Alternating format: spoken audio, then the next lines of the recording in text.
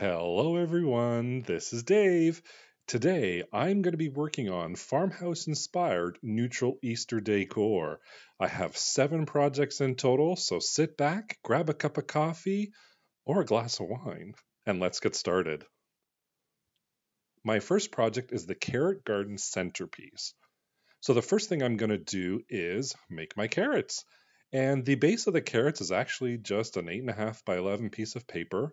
I'm going to roll this up into a cone shape. And once I get that all going, I just tape it together to hold that loose end down. And then I'm going to take my scissors and chop off to approximately where I want the length of my carrot. After that, I grab a scrap piece of paper and I just scrunch it up and roll it up into a ball. That's actually going to be the top portion. So I wanted it to be a little bit rounded at the top. So I'm taking some glue from my glue gun and putting it in there, letting it dry. And once it's all dry, I'm going to grab some masking tape and I'm just going to tape the top portion down. The reason why I did this was because of my trial runs, I couldn't get the twine wrapped around the ball at the top. And then when I tried it with masking tape, it totally worked. So this little step just added a little bit more ease in getting that twine on there. And speaking of the twine, here we go. I'm just going to start at the bottom with a little dab of glue just to get that all settled. And then I'm just going to put that starter piece down, get it all dried and secured in there so it doesn't move.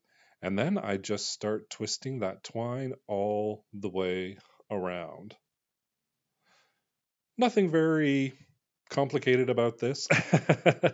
Every now and then I do stop and I do throw a little bit of glue down just to make sure it stays in place.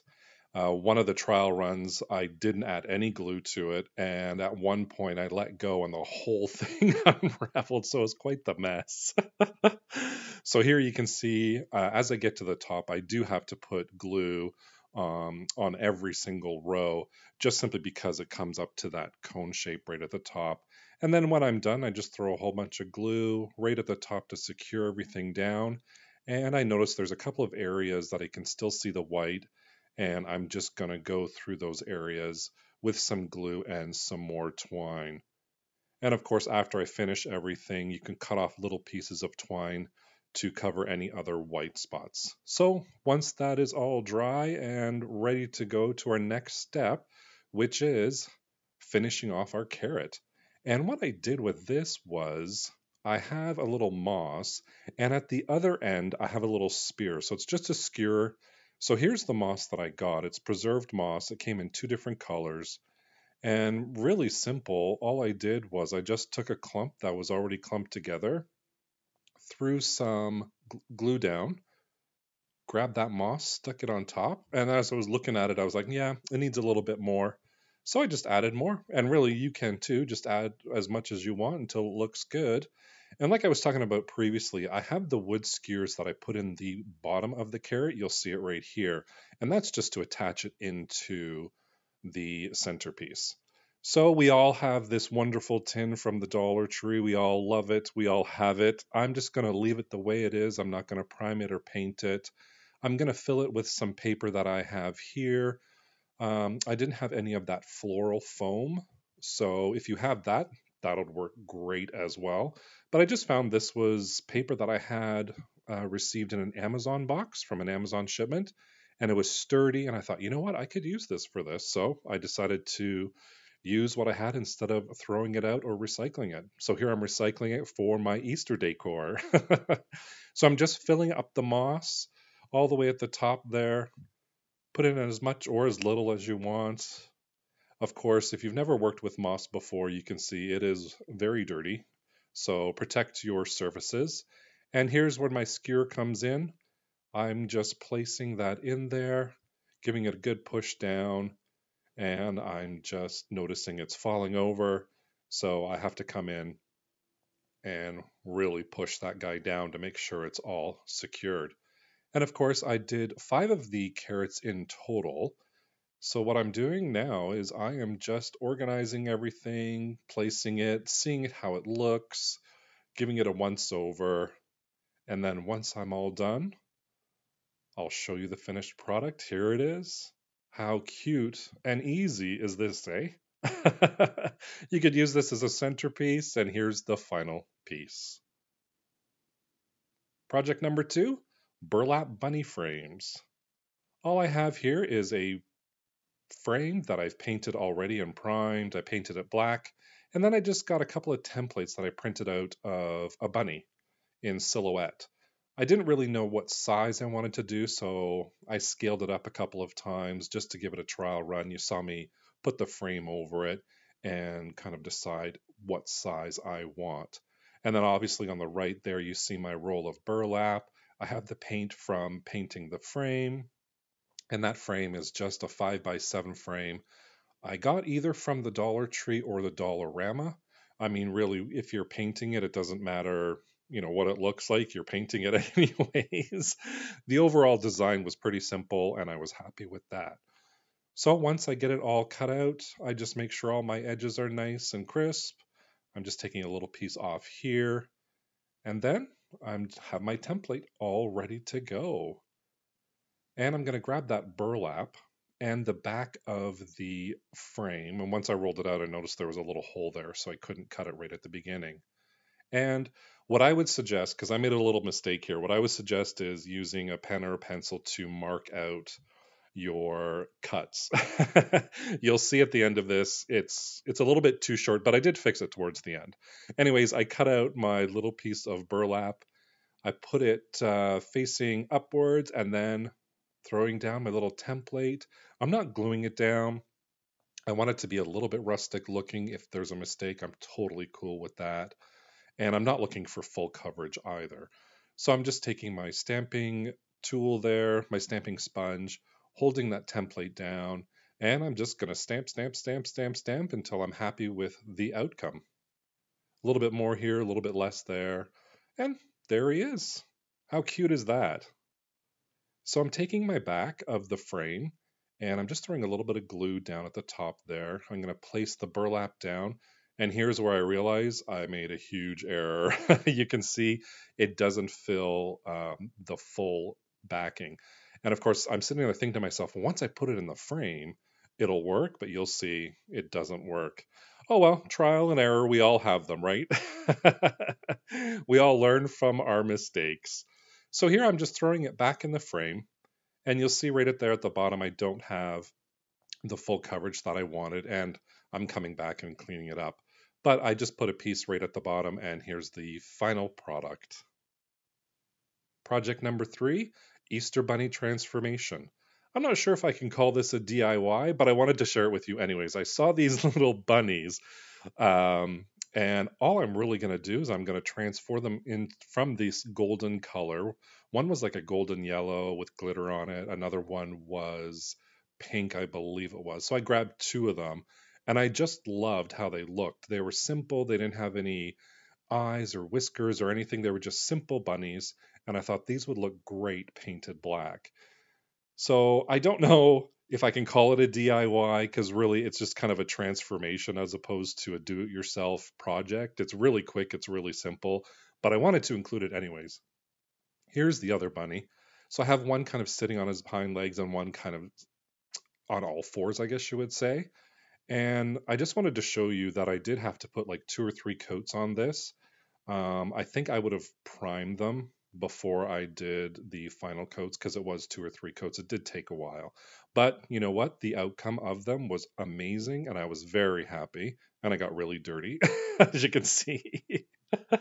And here they are with the buffalo plaid tray that's actually coming up next. But how cute are those little bunnies?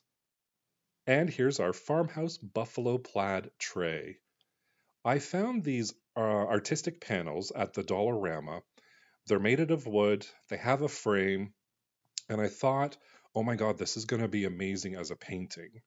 And that was originally how I was going to roll with this, but then it turned into a completely different thing, and I decided to do the buffalo plaid instead. So the first step that I'm doing is I am just going to paint the outside of the frame in that black color, because that was kind of the theme that I wanted to go with, was carry that black throughout the whole Easter decor this year for the house. So here I am. I'm just painting everything black. I'm going to grab my paintbrush in a little bit right here, and I'm just going to grab the paint and use it on the inside as well. So the only thing I really didn't paint on that outside frame was the back part because nobody's ever really going to see it. If you're one that loves to finish the entire project, then paint the back by all means. I was totally fine without it being painted. And here I am going to start with my buffalo plaid. So I want to do my first coat, pure white. I'm using the stamping tool, and I'm also going to use my paintbrush to do around the edges. I just have white acrylic paint that I got at the dollar store. I think this one was the Dollar Tree. Yep, this one was the Dollar Tree. I also have paints that I use from the Dollarama as well. And the paintbrush and the stipplers, they also come from the dollar stores as well. So basically, everything I'm using today, including my tools, is from the dollar stores. Now let's start making our plaid. So I have the painter's tape, paintbrush, I have my palette and my paints. The center part is all dry from the white and the black is all dry. And now I'm just going to take off pieces of tape that are a little bit longer than the area I want to cover. So I'm just going to start at the top with my first piece. I'm going to lay that down securely. And then I'm going to cut another piece. Now this one is going to be used as a spacer. So this one you don't have to press down. I'm just pressing it down right at the very ends because I'm going to use this as a spacer. So instead of you grabbing your ruler and pencil, trying to line everything up and measuring, I'm just going to use that one piece of tape as a spacer. Once I have that second piece down, I take the spacer off and use it again as another spacer, just right below that second piece of tape. Now I'm just going to put my third piece of tape on there, and then I just continue that whole process until I'm finished right at the end. And then I'm going to mash all that tape down to make sure my edges don't bleed. I'm going to take my white and a little bit of black paint, and I'm going to start mixing, and I'm just aiming for a gray color, not too light, not too dark. Kind of like the Three Bears, right? Goldilocks and the Three Bears. Something that's just right. So I'm just filling in all that white with that gray, and I'm using a flat brush for this to get those nice smooth edges. And then I'm going to take the tape off, and we're going to let this completely dry before we do our next step. Here's our next step. Our paint is dry. I'm going to grab that masking tape again. This time we are going to go in the opposite direction at a 90-degree angle to our first stripes. So it is the same process for putting the tape down. I'm going to lay my first piece, going to take a look at it, see if that's where I want it. And then my second piece is going to be my spacer piece. And I continue that process all the way down.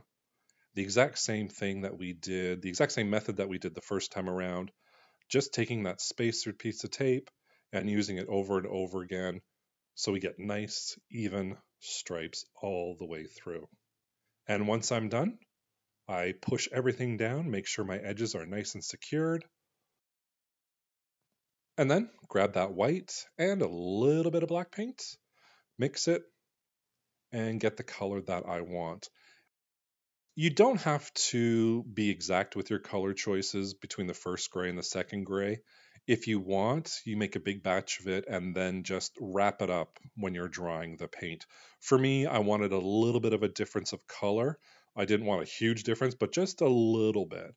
So that's why I mixed two batches of paints. But if you want, mix a big batch of paints, have like a little water in a spritzer bottle, and when you paint again, just spritz a little water on there just to liven up the paint again. So now leave the tape on for this process, let everything dry, and then we're going to come back and put tape over. You see the dark lines there? I was just pointing them out. That's where we're going to put our tape on. So I'm just going to do, I had a little piece right at the top, so I'm going to do that first. And then you'll see me put the tape over those dark edges there. There we go. And I'm going to push down, make sure they're all nice and secured, so no bleeding. And then all I'm going to do is continue with that black paint and paint over the top. Now ignore the star, the black black flower at the top. That was something else I was trying that didn't work out. Like I said, trial and error, right? But here I am. I'm just painting my black, and soon you'll see the whole reveal. This is my favorite part, actually, is when I do stuff with tape. I love taking the tape off and revealing the final product. And you just saw me before there, kind of putting the finishing touches on the outside frame with my black, because I did get some white paint on it and scratched it up a little bit from moving it around so much. So here I am, I'm just taking all my tape off, and now we're starting to see the buffalo plaid come through, and this is where I'm getting really excited. I'm like, oh my god, it looks amazing. But I was really happy with the result of this. And again, there's my hands all nice and messy. So here it is again with my little bunnies, the buffalo plaid tray. I loved it. Our next one is a framed egg nest. And all I did was I found another frame. This one was a little bit bigger than a 5x7. I think it fits a 5x7, but it was with a mat, so it is a little bit bigger. And I didn't like the brass. I loved the black. I didn't like the brass.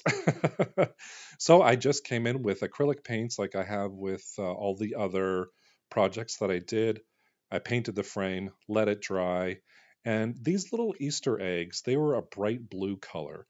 And I stuck them on toothpicks and then primed them. And now what I'm going to come in and do is mix brown and white to create like a beige color.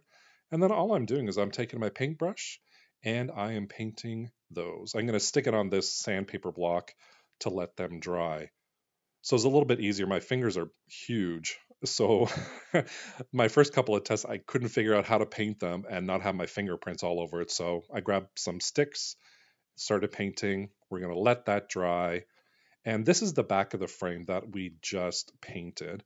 And these are some pages ripped out of a novel that I'm recycling right now and using some projects on.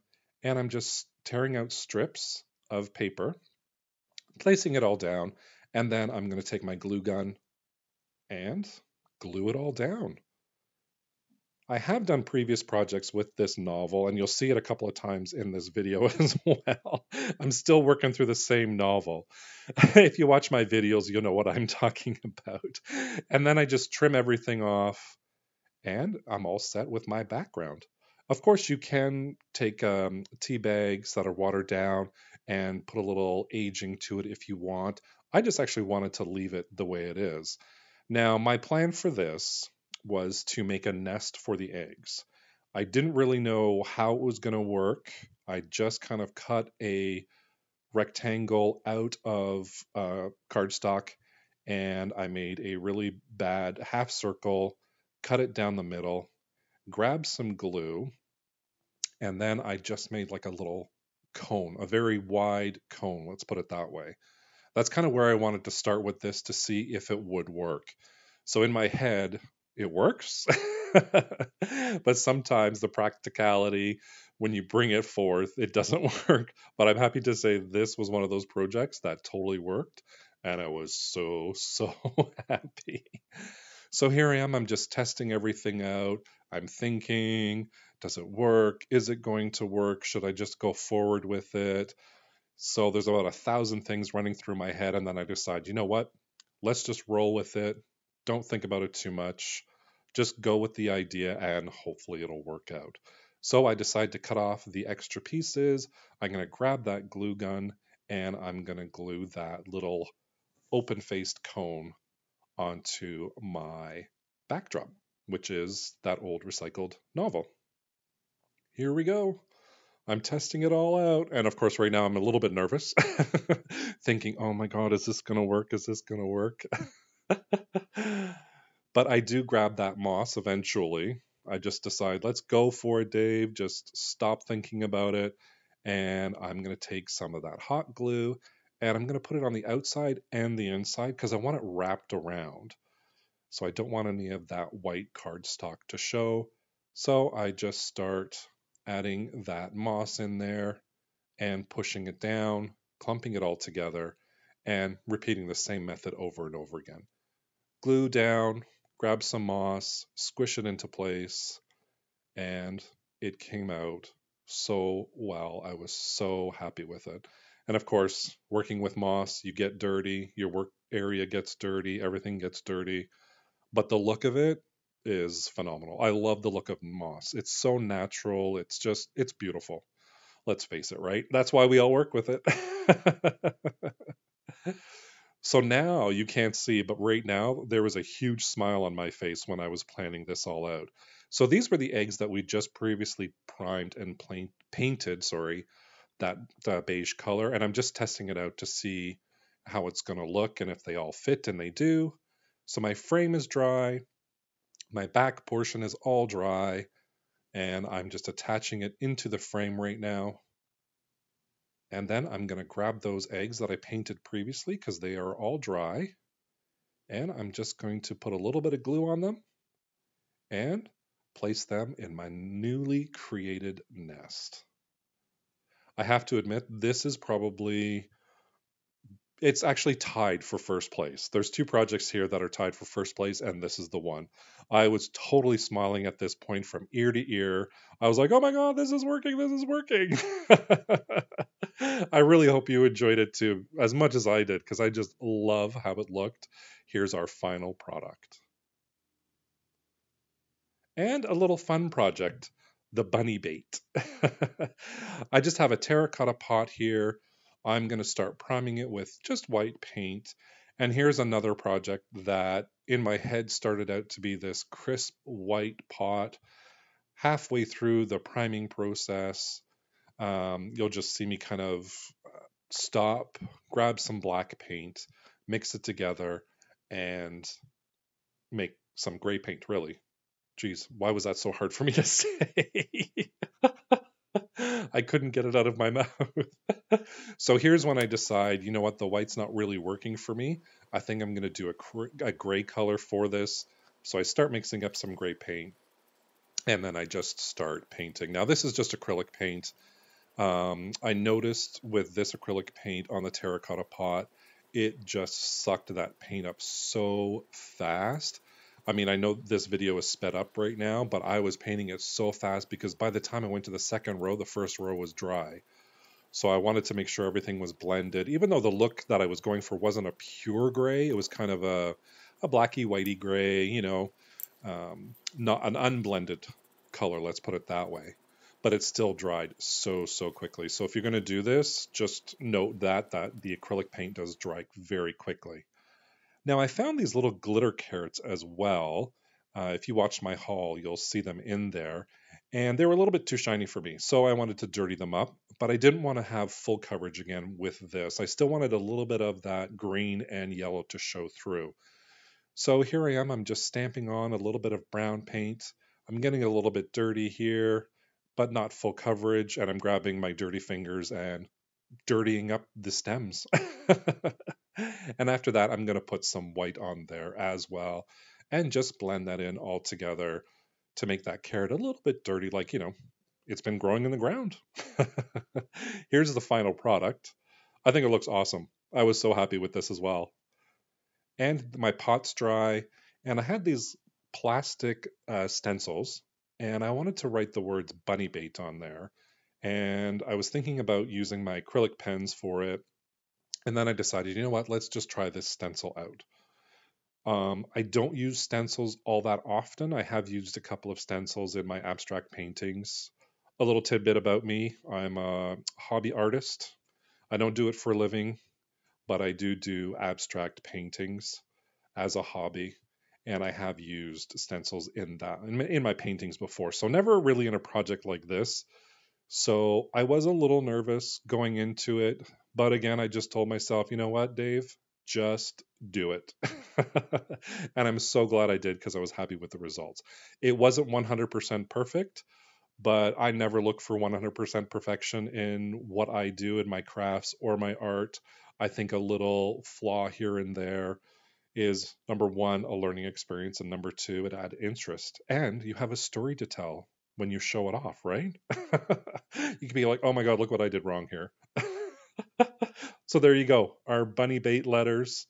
I'm going to let that dry, And here we are, it's all dry, and I have all of my carrots painted and dry as well. I'm just going to mess up the top portion a bit. And here's that infamous book that I have been using lately. So I'm grabbing more pages and I'm just going to fill the bottom. Again, you can fill it whatever you want, newspaper, magazines, an old novel, or the foam. You can stick skewers in the bottom of these carrots, but I just found the paper held it in fine. You'll see me, I'm scrunching it up and then I'm actually pushing the carrots or pushing the paper, sorry, around the carrots to keep them in place. And again, I'm going to grab that handy dandy moss that we all love and enjoy and that I've pretty much used throughout this DIY. And I just love it. It looks so good. And the two colors, I was so happy to find the two colors. It was amazing. So there we go. We are almost done. I'm putting the finishing touches here of the moss. And there is our bunny bait. What a cute project, eh? Our small tin with Easter eggs. So I had this little tin and I didn't want it like the first tin that I showed you. I didn't want to just leave it. So this time around, I decided to prime it with white acrylic paints. And once that is all dry, I'm going to come back and I'm going to stamp it with the black acrylic paint as well. Again, all these tools, they are all either from the Dollar Tree or the Dollarama. So they're all very inexpensive. I mean, each one up here in Canada, the Dollar Tree is actually $1.25 per item. And I believe $1.25 is the same in Dollarama as well. So my first egg that I want to do is paper mache egg. So I have a mold here. So it's an egg that I purchased and I primed. And I'm just mixing glue and a tad bit of water and more of that novel all ripped up. And we all know how to paper mache. We just keep applying, applying, and applying that paper mixed in with the glue and the water. And of course, we all know how messy it is, but isn't it fun? Come on. It's like being a kid again, getting your hands all dirty. So my second egg, I wanted to do a twine egg. So out of the same package that I got the first egg that I just showed you, I primed it as well. And here I'm just starting my coil for that egg. And I'm gluing every now and then as well, just to make sure that coil of the twine doesn't come through. Now, this twine was a little bit thicker than the one I used on the carrots, and actually I was really happy with it. This was a brand new roll, and I was really, really happy with it. So here I am, I'm just finishing it off. And again, once I finish it off, I do notice a couple of white spaces here and there. And all I do is I take little pieces of the twine, chop it up, and then use my glue gun to put it and cover those white areas. Really simple, not noticeable at all. And then I just cut the end of it. And here is my pot that's all dry. And it has little embellishments on it. And I wanted to bring that out. So I just take that block of sandpaper and I just vigorously sand away at the whole thing. I do circle motions where the flowers are, straight motions everywhere else, just kind of aging it up with that whole, use like that we all love, right? That whole rustic, it's been used for the last 20 years. The enamelware, that's what I was actually looking for. We all love that enamelware. So with that paper mache egg, all I did was wrap twine around it and put a couple of paper roses on it. I just purchased those little paper roses at the dollar store. Again, my novel comes in handy. Recycling all this paper, I love it. Instead of having to throw it away, I'm going to fill it up. I'm going to grab that moss and I'm just going to add those finishing touches here. So I have two of my twine eggs and that paper mache egg. And I'm kind of looking at going, looks too full. So I'm playing around with it. And then the universe tells me, nope, it's too full. So the eggs keep falling off. So I'm like, I'm going to go with two in here for now. But it ends up looking great. I'm very happy with it. And what does it look like? Here you go, the final result. Now let's put all 7 projects together. We have our bunny bait, we have our painted bunnies, our buffalo plaid tray, that carrot centerpiece, those nest eggs in the frame, and our burlap bunnies in the frame. I'm just loving this project, and I hope you did too. If you did, hit that like button and maybe leave me a comment down below. Don't forget to subscribe to my channel. I upload a new video every Thursday at 5 o'clock. I truly hope you enjoyed today's farmhouse extravaganza. Bye for now.